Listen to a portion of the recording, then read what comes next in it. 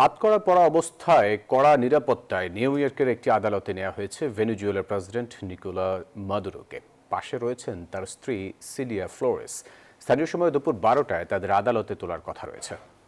আদালতে মাদুরোর বিরুদ্ধে আনা অভিযোগের বিস্তারিত পড়ে শোনানো হবে। মাদুরো ও তার স্ত্রীর বিরুদ্ধে মাদক ও অস্ত্র পাচারের একাধিক অভিযোগ রয়েছে।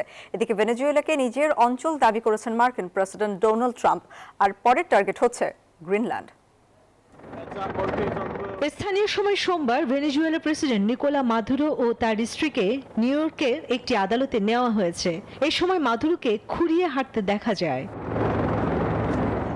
এর আগে ম্যানহাটনে একটি হেলিকপ্টার থেকে নামানো হয় মাদুরোকে। অবতরণের পর তাকে বিশেষ পাহারায় একটি ভ্যানে তুলে নেওয়া হয়। ধারণা করা হচ্ছে আদালতে তার স্ত্রীকেও হাজির করা হয়েছে।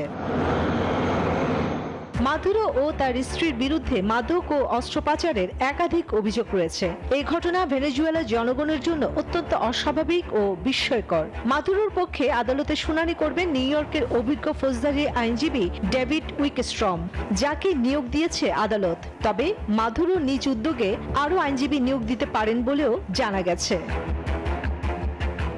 শনিবার দিবাগত রাতে হামলা চালিয়ে কারাকাস থেকে তুলে আনার পর নিউ ইয়র্কের ব্রুকলিনের কারাগারে বন্দী ছিলেন ভেনেজুয়েলার প্রেসিডেন্ট মাদুরো ও তার স্ত্রী।